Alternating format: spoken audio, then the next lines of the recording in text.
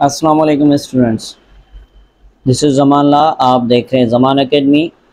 आज हम class inter से एक और टॉपिक करने जा रहे हैं जिसका नाम है thermo regulation. Basically thermo regulation क्या है? तो ये है कि हमारा जो है होम्योस्टैटिक मैकेनिज़्म है जो हमारे बॉडी के टेम्परेचर को एक सुइटेबल लिमिट्स में रखता है। ठीक है, इसको हम कहते हैं क्या? इसको हम कहते हैं थर्मो रेगुलेशन। लेकिन ये इंडिपेंडेंट होता है किसके? एक्सटर्नल इन्वायरमेंट के टेम्परेचर से। ये हमारे पास करवाता क्या है? तो ये हमारे बॉडी के अंदर स्टेबिलिटी करवाता है थर्मल एनर्जी की, जो हमारी बॉडी के अंदर एक्सपेंस होती है।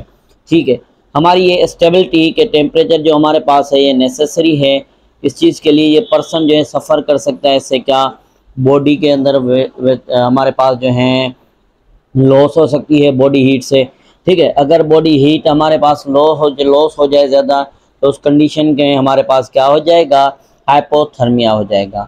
हाइपोथर्मिया क्या है? इसमें क्या होता है? लो एक्सटर्नल टेम्परेचर होता है देन जो है बॉडी की कंडीशन थे, जिसके लिए हमारे पास क्या होगी? मेटाबॉलिक एक्टिविटीज़ लो हो जाएंगी। उसके साथ साथ हमारे पास कार्डियक अरेस्ट हो सकता है, ब्रेन डैमेज हो सकता है और इसके साथ साथ हमारी डेथ भी हो सकती है। अच्छा, उसके साथ साथ अगर हमारे बॉडी का टेम्परेचर बढ़ता है, ठीक है, 37 से 42, ठीक है, तो फिर क्या होता है? ये वाली कंडीशन कहलाती है हाइपरथर्मिया। इसमें क्या होता है कि पर्सन जो है सफ़र हो सकता है बहुत ज़्यादा कॉम्प्लिकेशन से, जिसमें हमारे पास कॉम्प्लिकेशन में फेवर आता है, ऑस्मो रेगुलेटरी इम्बेलेंस आ सकता है, स्ट्रोक आ सकता है और डेथ भी हो सकती है बहुत कम केसेस में।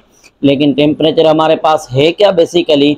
तो ये हमारे पास एक लिमिटिंग फैक्टर है जो हमारे एंजाइम की एक्टिविटीज़ के ऊपर असरअंदाज कर सकता है। बॉडी मेटाबॉलिज्म हमारी डिपेंड करती है किसके ऊपर? एंजाइम्स के अंदर, और जो चेंज आती है इनके टेम्परेचर में, जो क्या कर सकती है? इफेक्ट कर सकती है वर्किंग ऑफ एंजाइम के अंदर। उसके साथ साथ डिस्टर्ब कर सकती है हमारी मेटाबॉलिक एक्टिविटीज़।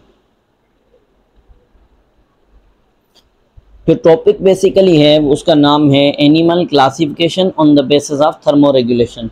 थर्मो रेगुलेशन की बुनियाद पे एनिमल्स की क्लासिफिकेशन की गई है। तो हमारे पास जो है एनिमल्स जो जिनके पास कैपेबिलिटी होती है कि वो अपने बॉडी का टेम्परेचर मेंटेन कर सकें different by utilising different heat resources से। तो इनमें हमारे पास दो किस्म के हैं। तो एनिमल जो ड्राइव करते हैं टेम्परेचर ताकि अपनी बॉडी को वार्म कर सके एक्सटर्नल सोर्स से, इनको कहा जाता है एक्टोथर्म्स। ठीक है, या हमारे पास दूसरा इनके लिए टर्म इस्तेमाल किया जाता है पाइकिलोथर्म्स। हमारे पास जो एंडोथर्म्स होते हैं वो क्या करते हैं? हीट सोर्स को इस्तेमाल करते हैं। उसके साथ साथ ये ऑपरेट करते हैं इकोनॉमिकल मेटाबॉलिक रेट के ऊपर।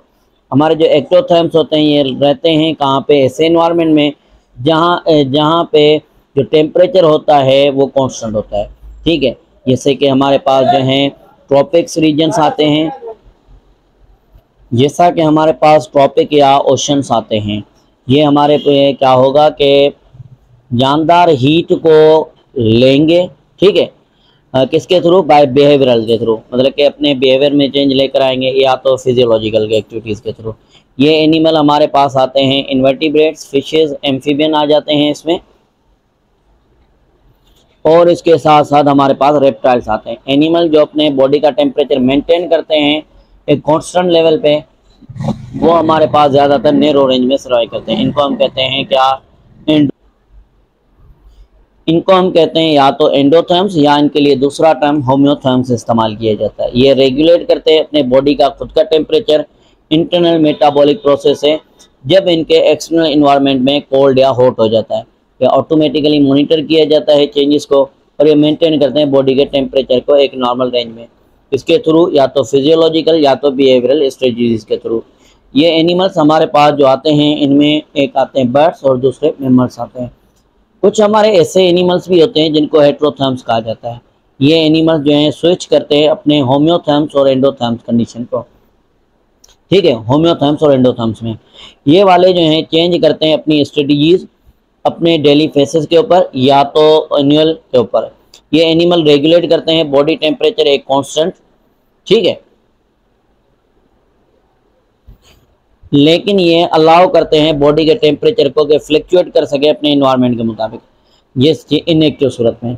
बर्ड्स और ह्यूमिंग बर्ड जो हैं ये एक कंडीशन में जाते हैं हाइबरनेशन में, उनके लिए टर्म इस्तेमाल किया जाता है टॉपर, ठीक है। जबकि जो बियर्स वगैरह हैं ये हाइबरनेट होते हैं। दोनों एग्जांपल हमारे पास किसकी आती हैं, हेट्रोथर्मी की, ठीक है। जैसा कि हमारे पास जहाँ पे इंटरनल टेम्परेचर ऑर्गेनिज्म का ड्रॉप होता है एक खास पीरियड में, ठीक है, ये क्या करते हैं अपनी ग़िज़ा वगैरह को, जब इनकी ग़िज़ा के अंदर क्या हो जाती है, कमी हो जाती है, ठीक है। तो इधर हमारा जो है आज का टॉपिक कंप्लीट होता है, थर्मो रेगुलेशन इन एनिमल्स। तो नेक्स्ट हमारा जो टॉपिक होगा वो हमारे चैप्टर का लास्ट होगा, जिसका नाम होगा थर्मो रेगुलेशन इन ह्यूमन।